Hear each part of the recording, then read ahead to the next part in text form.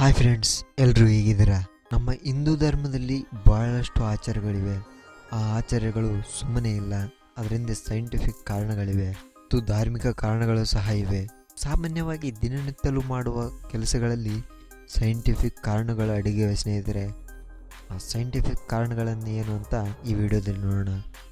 ಹಣೆಗೆ ಸಿಂಧೂರ ಅಥವಾ ಕುಂಕುಮ ಹಚ್ಚೋದು. ಮದುವೆಯಾದ ಹೆಂಗಸರು ಹಣೆಯಲ್ಲಿ ಧರಿಸುವ ಸಿಂಧೂರ ತನ್ನದೇ ಆದ ಪ್ರಾಮುಖ್ಯತೆ ಹೊಂದಿದೆ ಸ್ನೇಹಿತರೆ.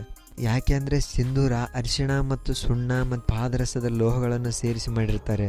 ಪಾದರಸ ನ್ಯಾಚುರಲ್ ಆಗಿ ರಕ್ತದ ಒತ್ತಡವನ್ನು ನಿಯಂತ್ರಿಸೋದ್ರ ಜೊತೆಗೆ ಲೈಂಗಿಕ ಶಕ್ತಿಯನ್ನು ಸಹ ಕೆರಳಿಸುತ್ತೆ. ಇದಕ್ಕಾಗಿಯೇ ವಿಧವೆಯರು ಸಿಂಧೂರವನ್ನು ಧರಿಸಲು ಸಂಪ್ರದಾಯ ನಿಷೇಧ ಮಾಡಿದ್ದಾರೆ.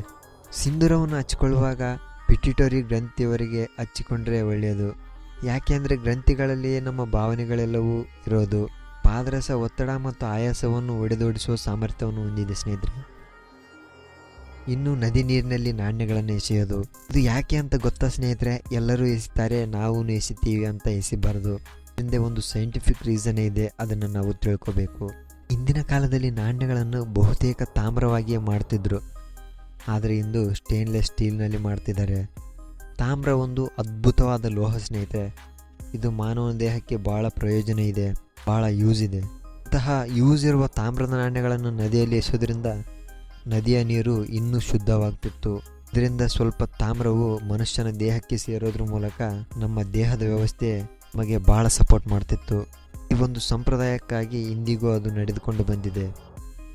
ನಮಸ್ಕಾರ ಮಾಡುವಾಗ ಎರಡು ಅಂಗೈಗಳನ್ನು ಯಾಕೆ ಜೋಡಿಸ್ತಾರೆ ಗೊತ್ತಾ ಸ್ನೇಹಿತರೆ? ಇದು ಹಿಂದೂ ಸಂಪ್ರದಾಯದಲ್ಲಿ ಅತಿಥಿಗಳನ್ನು ಅಥವಾ ಹಿರಿಯರನ್ನು ಕಂಡಾಗ ಸ್ವಾಗತ ಮಾಡೋಕ್ಕೆ ನಮಸ್ಕಾರ ಮಾಡ್ತಾರೆ. ಮುದ್ರೆ ಅಂದರೆ ಎರಡು ಕೈಗಳನ್ನು ಜೋಡಿಸುವ ಕ್ರಿಯೆಯನ್ನು ಮುದ್ರೆ ಅಂತ ಕರೀತಾರೆ. ಇದರಿಂದ ಸೈಂಟಿಫಿಕ್ ರೀಸನ್ ನೋಡೋದಾದರೆ ನಮಗೆ ತಿಳಿದು ಬರೋದಿಷ್ಟೇ. ಎರಡು ಕೈಗಳ ಅಂಗೈಗಳನ್ನು ಪರಸ್ಪರ ಜೋಡಿಸುವುದರಿಂದ 10 ಬೆರಳುಗಳು ಪರಸ್ಪರ ಕೂಡುತ್ತವೆ. ಆಗ ಕಣ್ಣು, ಕಿವಿ ಮತ್ತು ಮನಸ್ಸಿನ ಒತ್ತಡ ಕೇಂದ್ರಗಳು ಒಂದನ್ನೊಂದು ತಾಕುತ್ತವೆ. ಇದರಿಂದ ನಮಗೆ ಪರಿಚಯವಾಗುವ ವ್ಯಕ್ತಿಯ ಹೆಸರನ್ನು ಬಹಳ ದಿನಗಳ ಕಾಲ ನೆನಪಿನಲ್ಲಿ ಇಟ್ಕೋಬೋದು. ಇದರ ಜೊತೆ ನಾವು ದೈಹಿಕವಾಗಿ ಆ ವ್ಯಕ್ತಿಯನ್ನು ಸ್ಪರ್ಶ ಮಾಡೋಕ್ಕೆ, ಟಚ್ ಮಾಡೋಕ್ಕೆ ಹೋಗದ ಕಾರಣ ಯಾವುದೇ ಕೀಟಾಣುಗಳು ನಮ್ಮಲ್ಲಿಗೆ ಬರೋದಿಲ್ಲ. ನಾವೇಕೆ ಉಪವಾಸ ಇರಬೇಕು? ನವರಾತ್ರಿ ಬಂತು ಅಥವಾ ಯಾವುದೇ ಹಬ್ಬ ಆಚರಣೆಗಳು ಬಂದರೆ ಬಹಳಷ್ಟು ಜನರು ಉಪವಾಸ ಇರ್ತಾರೆ. ಒಂದು ಸೈಂಟಿಫಿಕ್ ರೀಸನ್ ಇದೆ ಸ್ನೇಹಿತರೆ.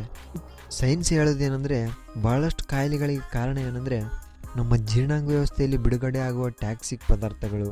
ಅಂದರೆ ಈ ಟ್ಯಾಕ್ಸಿಕ್ ಪದಾರ್ಥಗಳೇನಿದ್ದಾವೆ ನಿರಂತರವಾಗಿ ಸ್ವಚ್ಛ ಮಾಡ್ತಿರೋದ್ರಿಂದ ನಾವು ಆರೋಗ್ಯವಾಗಿರ್ಬೋದು. ಉಪವಾಸ ಮಾಡೋದ್ರಿಂದ ಜೀರ್ಣಾಂಗ ವ್ಯೂಹಕ್ಕೆ ಸ್ವಲ್ಪ ವಿಶ್ರಾಂತಿ ದೊರೆಯುತ್ತೆ ಮತ್ತು ದೇಹದಲ್ಲಿರೋ ಅಂಗಗಳು ಸರಿಯಾಗಿ ಕೆಲಸ ಮಾಡ್ತವೆ.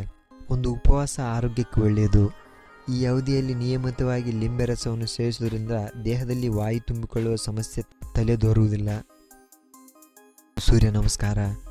ಹಿಂದೂಗಳು ಸೂರ್ಯ ಭಗವಾನ್ಗೆ ನಮಸ್ಕಾರವನ್ನು ಮಾಡೋದು ಈಗಿನಿಂದಲೂ ಅಲ್ಲ, ಆಗಿನಿಂದಲೂ ಬಂದಂಥ ವಾಡಿಕೆ. ಬೆಳಿಗ್ಗೆ ಸೂರ್ಯೋದಯವಾಗುವಾಗ ಸೂರ್ಯನಿಗೆ ನೀರನ್ನು ಅರ್ಪಿಸುತ್ತಾ ಇದನ್ನು ಮಾಡ್ತಾರೆ. ಯಾಕೆ ಅಂದರೆ ಬೆಳಗಿನ ಸೂರ್ಯಕಿರಣಗಳನ್ನು ನೀರಿನ ಮೂಲಕ ನೋಡೋದು ಕಣ್ಣಿಗೆ ಒಳ್ಳೆಯದು. ಜೊತೆಗೆ ಈ ಅನುಷ್ಠಾನವನ್ನು ಮಾಡಲು ನಾವು ಸೂರ್ಯೋದಯಕ್ಕಿಂತ ಮೊದಲೇ ಏಳಬೇಕಾಗುತ್ತೆ. ಇದರಿಂದ ನಾವು ಬೆಳಿಗ್ಗೆ ಬೇಗ ಏಳೋ ಅಭ್ಯಾಸ ಸ್ಟಾರ್ಟ್ ಆಗುತ್ತೆ. ಹೀಗಾಗಿ ಮುಂಜಾನೆಯ ಒಳ್ಳೆಯ ಮತ್ತು ನಿರ್ಮಲವಾದ ಸಮಯವನ್ನು ನಾವು ಉಪಯೋಗ ಮಾಡಿಕೊಳ್ಳೋಕ್ಕೆ ಸಾಧ್ಯ ಆಗುತ್ತೆ. ಇದಾಗಿತ್ತು ಸ್ನೇಹಿತರೆ ಈ ವಿಡಿಯೋದ ಸಂಪೂರ್ಣ ಮಾಹಿತಿ. ಈ ವಿಡಿಯೋ ಇಷ್ಟ ಆಗಿದ್ದರೆ ಲೈಕ್ ಮಾಡಿ. ಇಂತಹ ಇನ್ನೂ ಇಂಟ್ರೆಸ್ಟಿಂಗ್ ವಿಡಿಯೋಗಳಿಗಾಗಿ ಚಾನಲ್ನ ಸಬ್ಸ್ಕ್ರೈಬ್ ಮಾಡೋದನ್ನು ಮರಿಬೇಡಿ.